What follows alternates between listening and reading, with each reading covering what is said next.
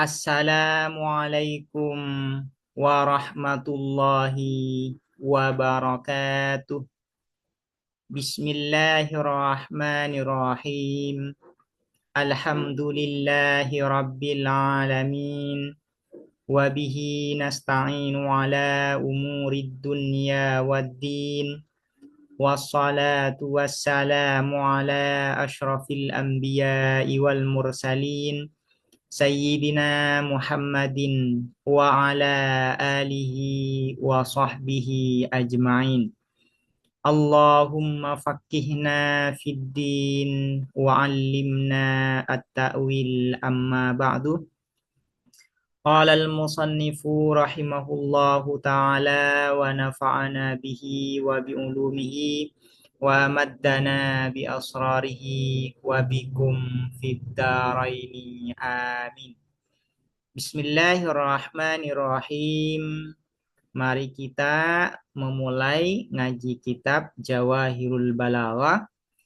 Sekarang kita memasuki pembahasan di dalam kitab Jawahirul Balaghah ini, yaitu yang pertama adalah tamhid.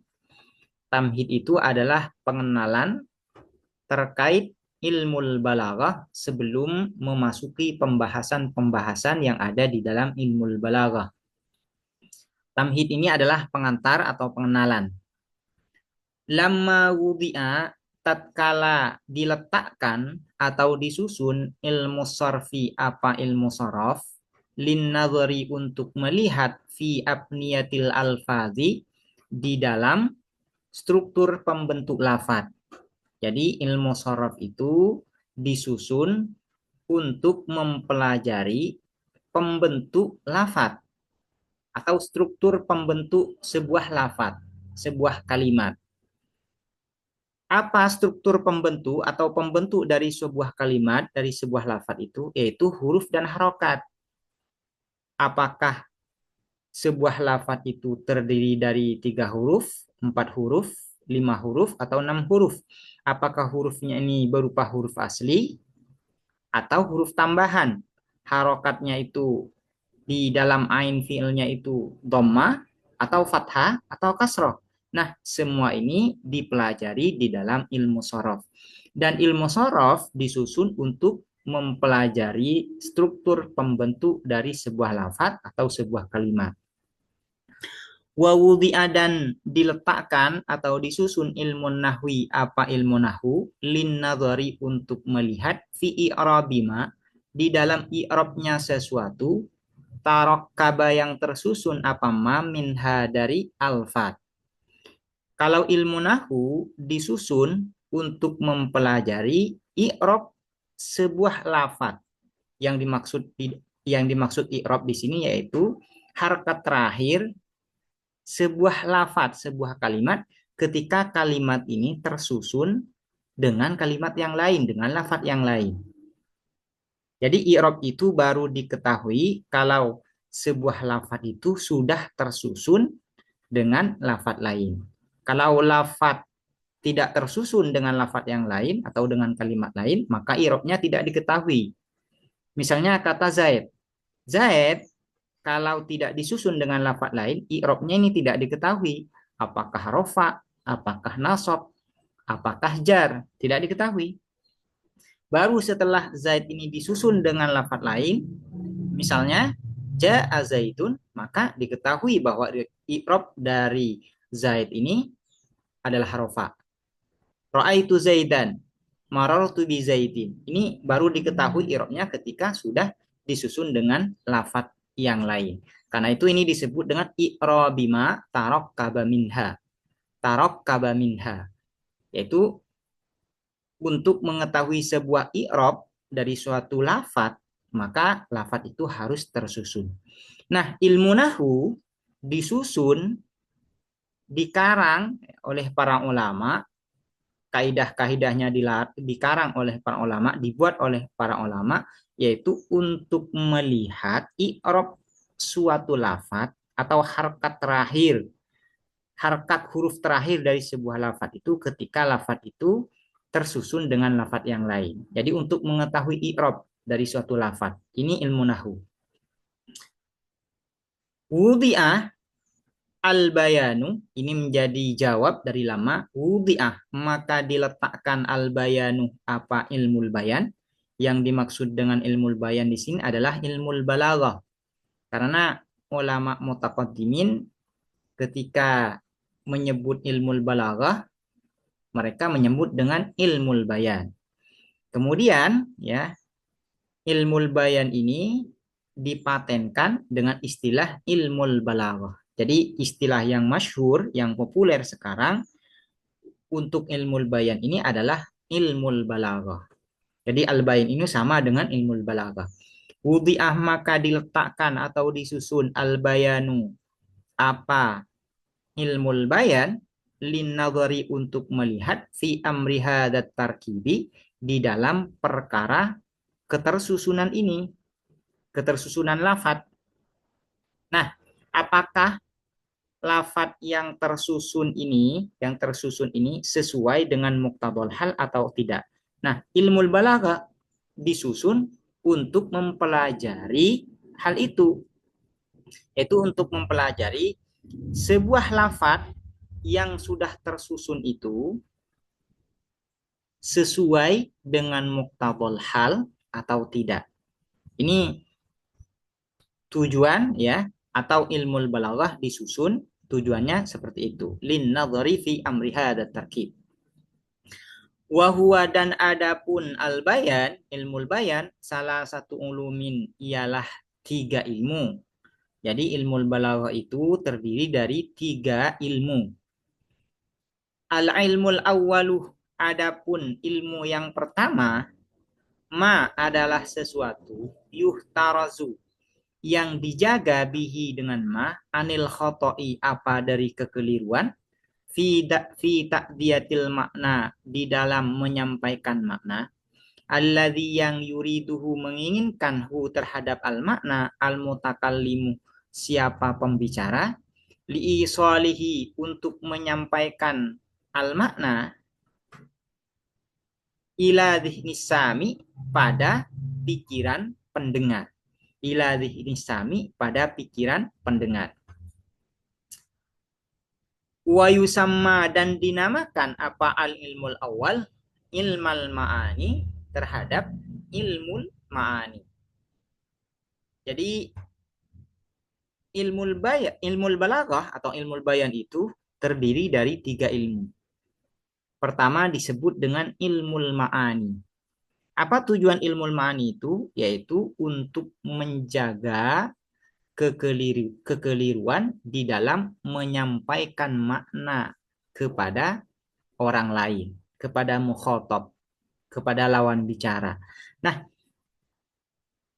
bagaimana caranya agar ketika kita menyampaikan sebuah perkataan dan perkataan itu tidak keliru, bisa sampai kepada sami dengan benar, dengan tepat, maka agar tidak terjadi kesalahan itu, yaitu bisa dipelajari di dalam ilmul ma'ani. Itu tujuan dari ilmul ma'ani. Wa yaitu ilmul ma'ani, yaitu al-ikhtiraz anil khata' fi ta'diyatil ma'na alladhi yuriduhul mutakallim liisalihi ila dhihni sami'. Al-ilmu tsani, adapun ilmu yang kedua, ma adalah sesuatu, yuhtarazu, yang dijaga bihi dengan ma, anit ta'kidil maknawi, apa dari takkid, kesulitan atau kerumitan, al maknawi, yang bersifat makna atau dari sisi makna. Ai an ayyakunal kalamu, dari ada al kalamu, apa perkataan, ghairu wadhihi dilalati, ialah tidak jelas penunjukannya, alal makna, atas makna, al muradi, yang diinginkan, wa yusamma, dan dinamakan, apa al ilmu tsani, ilmal bayani, terhadap ilmul bayan. Nah, al bayan di sini merupakan bagian dari ilmul balaghah. Yang kedua, ilmul balaghah itu disebut, atau ilmul balaghah itu terdiri dari, pertama ilmul ma'ani, yang kedua adalah ilmul bayan. Nah, apa tujuan dari ilmul bayan ini? Yaitu al-ikhtiraz anit ta'kidil maknawi, yaitu untuk menjaga dari kesulitan memahami sebuah makna atau untuk menjaga kerumitan memahami sebuah makna. Kenapa menjadi rumit? Itu atau kenapa menjadi sulit maknanya dipahami? Yaitu karena sebuah pernyataan itu ghairu wadhihid dilalah alal maknal murad. Tidak jelas penunjukannya terhadap makna yang diinginkan. Makna apa yang diinginkan dari sebuah kalam, dari sebuah perkataan itu? Nah, ini kalau tidak jelas itu disebut dengan takkid maknawi. Dan untuk menjaga dari terjadinya takkid maknawi itu yaitu disusunlah yang namanya ilmul bayan. Sehingga ilmul bayan ini ya tujuannya adalah al-ihtiraz anit takkidil maknawi. Kemudian al-ilmu salisu adapun ilmu yang ketiga ma adalah sesuatu yuradu yang diinginkan bihi dengan ma tahsinul kalami apa memperindah perkataan wa yusamma dan dinamakan apa al-ilmu salis ilmal badi'i terhadap ilmu badi. Yang ketiga adalah disebut dengan ilmu badi. Apa tujuan dari ilmu badi? Yaitu tahsinul kalam untuk memperindah perkataan, untuk memperindah sebuah pernyataan.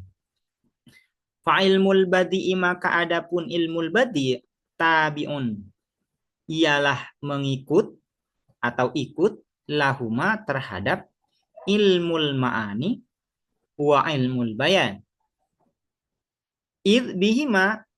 Karena bihima dengan ilmul ma'ani wa ilmul bayan yu'rafu diketahui at-tahsinul dzati apa keindahan yang bersifat zati, yang bersifat esensial atau sejati. Wabihi dan dengan ilmul badi yu'rafu diketahui at-tahsinul aradi apa keindahan yang bersifat aksidental atau sampingan.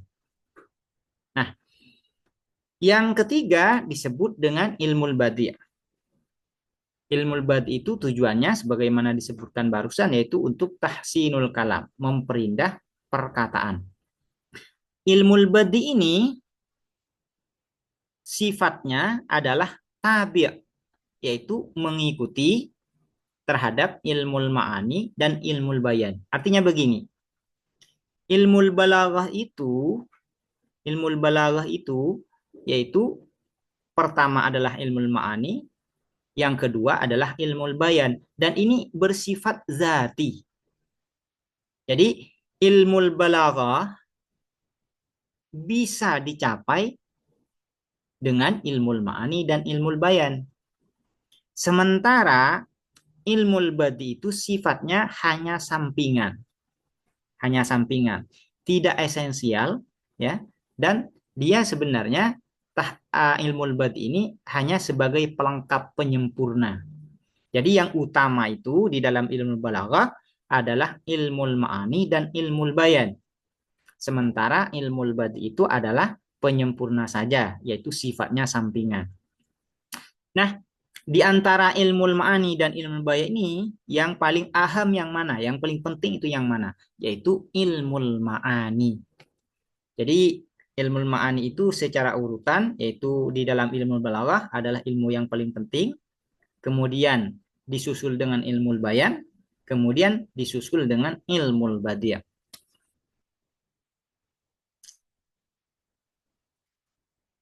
Wal kalamu dan adapun perkataan yang dimaksud dengan kalam di sini yaitu sama dengan kalam di dalam ilmu nahwu. Bi'tibaril ma'ani wal bayan, ini ada yang keliru ini secara ini tulisannya. Wal kalamu dan adapun kalam perkataan bi'tibaril ma'ani wal bayan berdasarkan ilmul ma'ani dan ilmul bayan yuqalu ialah dikatakan innahu sesungguhnya apa kalam fasihun ialah fasih, kalamun fasih min haitsul lafzu dari segi lafaz. Li'annan nazara karena sesungguhnya apa fokus ya fil fasahati di dalam fasohah ila mujarradil lafzi ialah pada semata-mata lafaz dunal makna bukan makna. Jadi sebuah kalam disebut fasih yaitu dilihat dari lafadznya. Karena perhatian atau fokus dari fasohah itu nanti muaranya kepada lafadz bukan makna. Itu maksudnya ya. Wa balighun dan disebut dengan baligh, ai kalamun balighun. Min haitsul lafdzu wal makna jami'an dari segi lafadz wal makna dan makna jami'an secara semuanya, jami'an semuanya. Nah, sebuah kalam itu disebut dengan baligh, yaitu yang diperhatikan itu bukan hanya lafaz tapi maknanya juga, yaitu min haitsul lafdzu wal makna jami'an. Kenapa?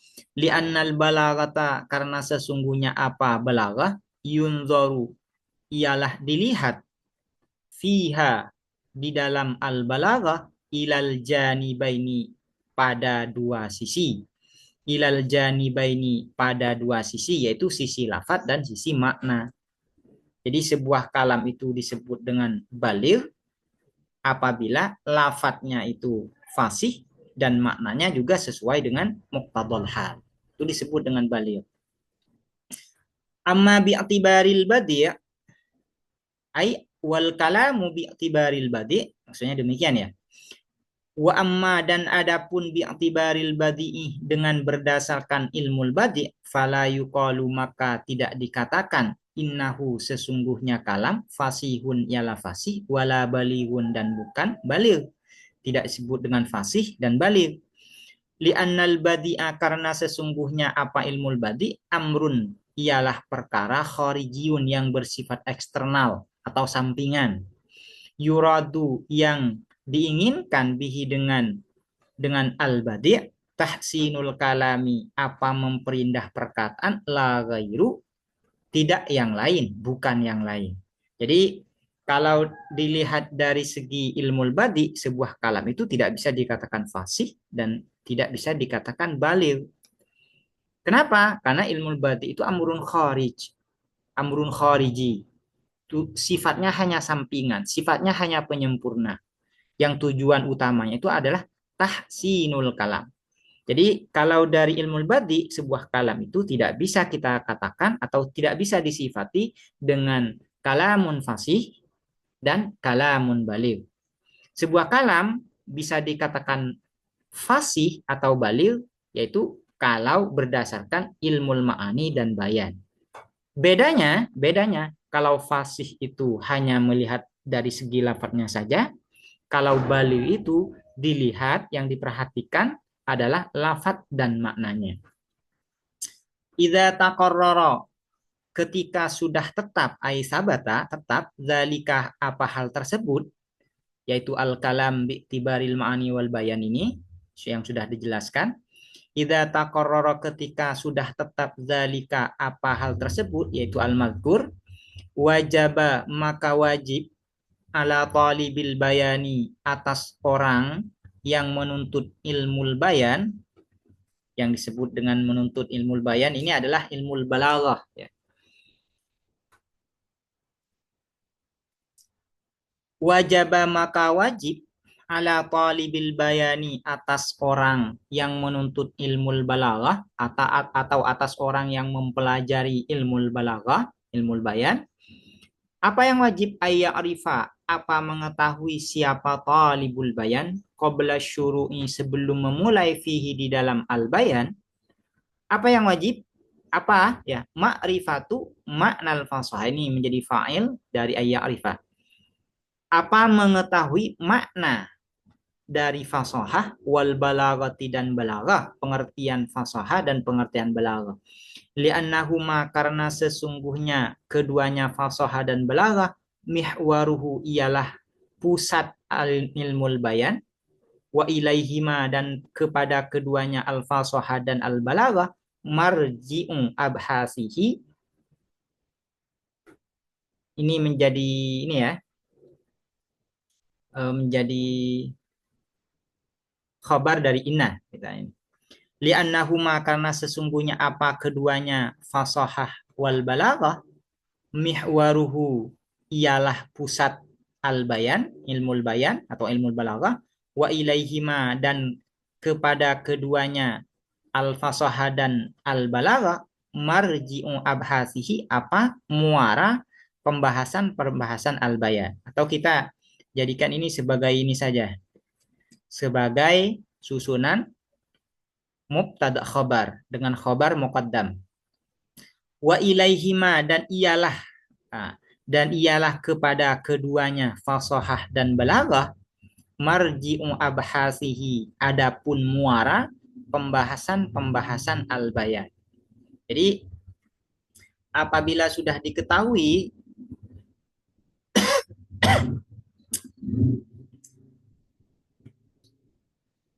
jadi begini ya.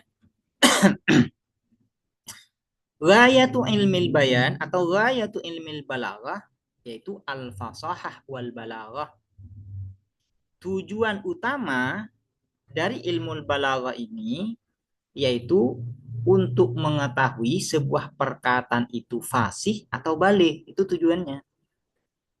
Nah, karena itu sebelum masuk kepada pembahasan-pembahasan di dalam ilmu balaghah, maka yang perlu diketahui terlebih dahulu yaitu makna fasahah dan makna balaghah. Karena nanti muara dari pembahasan di dalam ilmu balaghah itu kembalinya kepada fasahah dan balaghah, yaitu untuk mengetahui sebuah kalam itu fasih atau sebuah kalam itu baligh.